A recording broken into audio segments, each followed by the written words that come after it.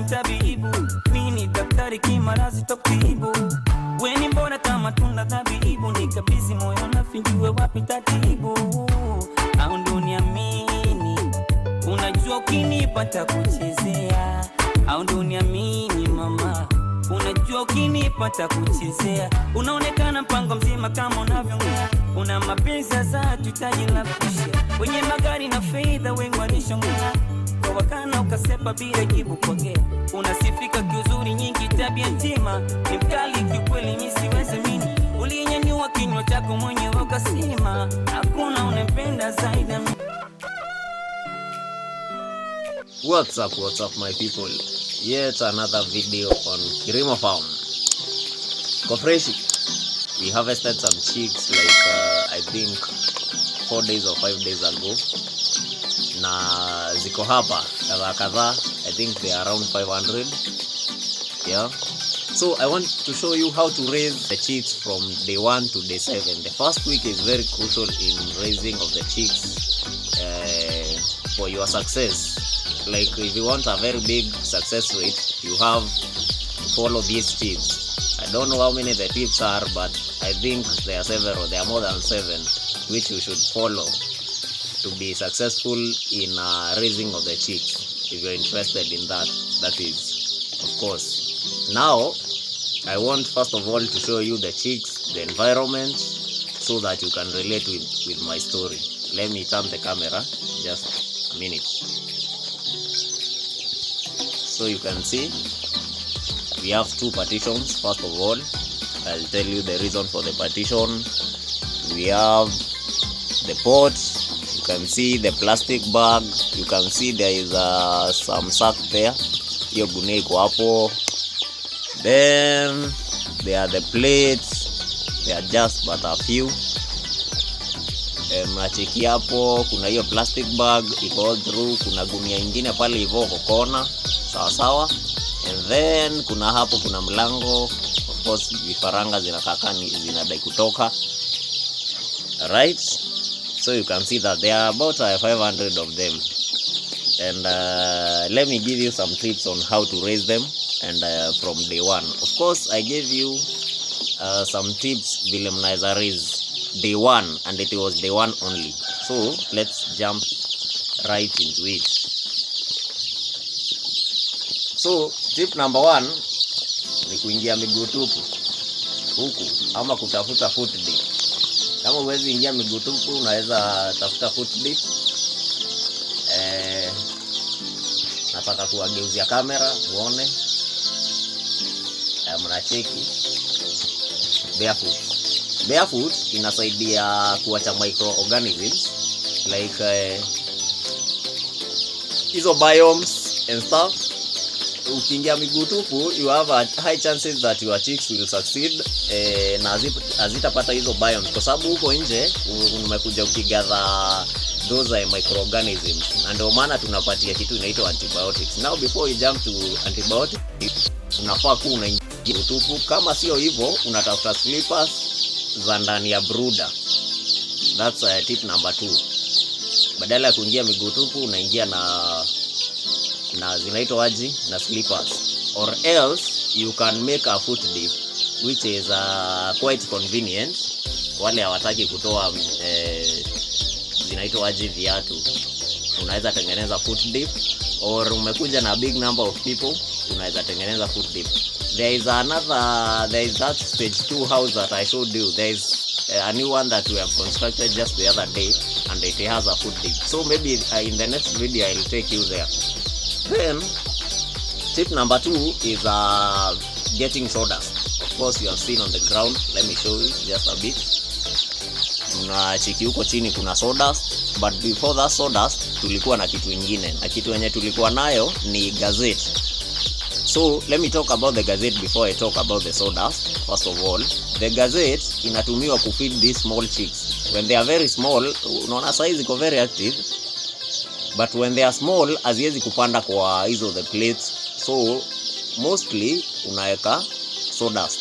like unaweka inaitwaje, unaweka gazeti, you spread the gazette all over, na pia gazeti inaziprevent kula hiyo sawdust. So at least after a while zinakaa zinajua how the food looks like, and still the gazette is used as a surface for feeding the small chicks.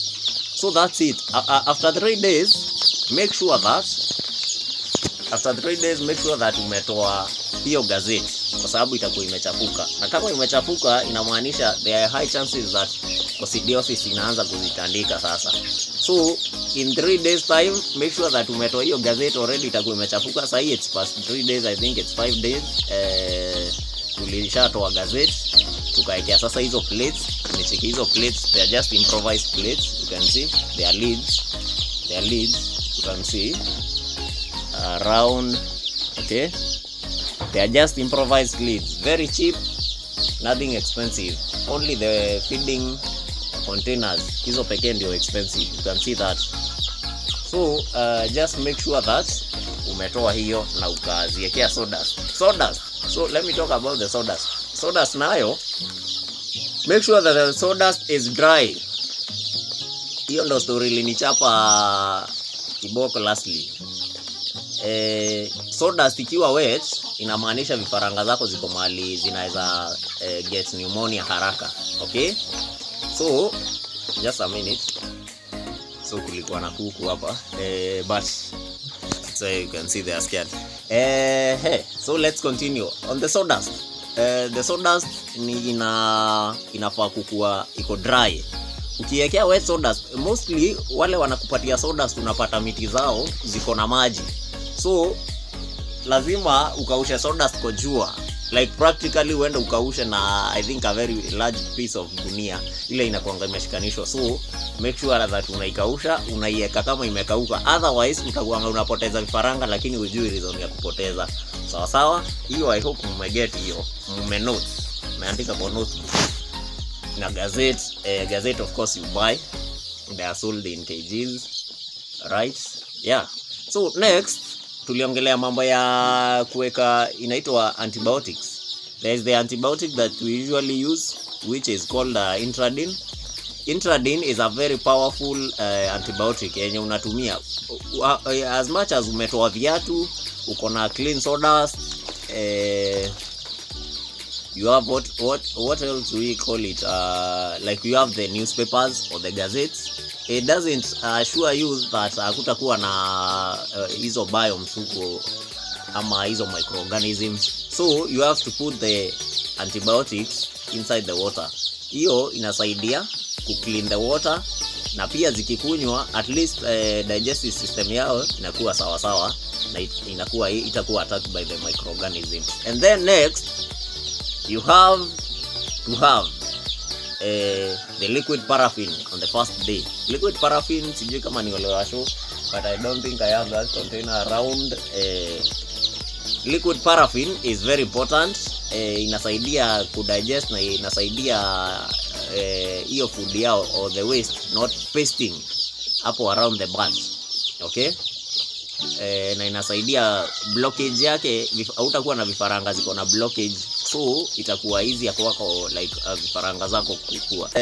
The other point is make sure that aupitishi siku 5 za kuwekea antibiotics.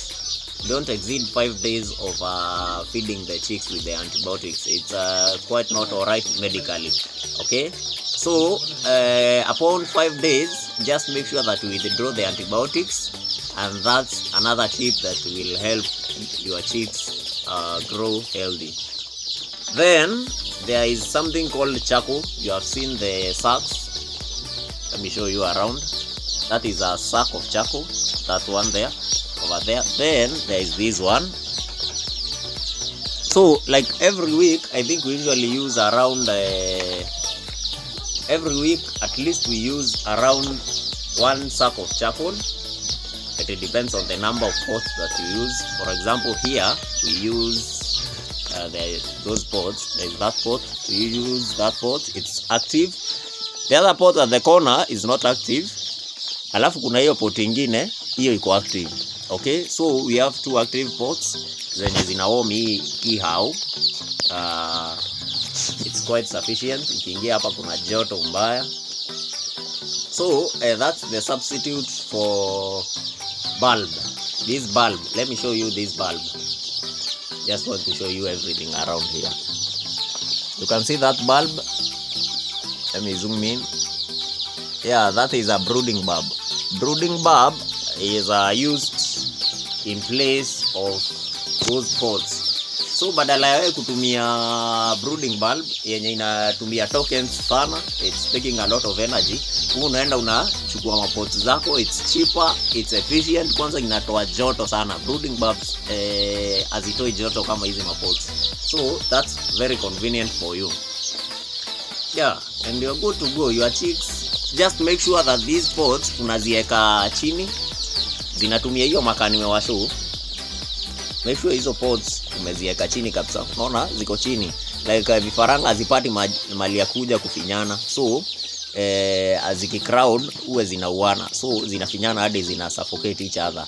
But now with that it's so low, and then tumekelea there is this metal. You can see that metal. So that metal is the one that prevents this sawdust. This sawdust from burning. Right? That's why there is a metal on top of that one, and then unaekelea hiyo pot. Then next we go to immunization. Of course, day number 7. Day number 1, you have to immunize a vaccine called Marex. Marex nyingine inafanyanga vifaranga zinakuwa na shingo inatani hivi. Okay, si vifaranga zikifika I think around maybe 2 months ama 3 months kutoka hapo zinaweza pata hiyo ugonjwa, but it's rare. Inakuanga ni ugonjwa mwingine ya kutani nini. Maybe I'll attach an image there. And then the other one is Newcastle. Day number 7, just make sure that you immunize your chicken against Newcastle. Sawa, Newcastle, very important. And then of course I give you the schedule from Newcastle, from Gumboro, from Fullpox. Yeah, but first week just make sure that you immunize against Newcastle, and then you'll be good to go. Yeah, the other one is use pellets, of course. The pellets I've just told you not once. And then there is another important point. Of course, let me turn this camera so that you can see it. You can see that partition. Nimetumia mbao. That partition is very important. You can see those chicks are quite many. So you can imagine them crowding. You see they are crowding at one end. You can imagine them crowding at the other end. You see that end over there? Yeah, unaweza imagine sasa zikienda like ku crowd pale. Zifinyane zote vifaranga 500. So inamaanisha kila asubuhi wewe utakuwa unaokota vifaranga zimeuana juu ya kufinyana. So to avoid that, you can do one partition. Sio lazima ikuwe one partition. Maybe you can do 2 partitions, maybe 1 partition, the other partition around here. Maybe there can be 4 partitions, but 2 partitions are working quite perfectly for me. At least 250 chicks here and 250 here. So yeah, that's quite workable. And if they are around 1,000, you can partition this other side and the other side. And then hapo utakuwa fiti, utakuwa sure that vifaranga zako zitafinyana mahali moja zidedi. And then the other point is avoid tight corners. You can see like that one is a tight corner, but there is this rule that you should use what do you call it, a plywood. I will attach an image on how you should use it, but it's not a must that you use a plywood, because when you use a plywood, it means that you will have less space because it's circular. So if you make it circular, you will have less space. But in place of that, for example, pale tight corner, tuna make sure that vifaranga zikiingia pale like zinaweza kurotate around the gunia, right?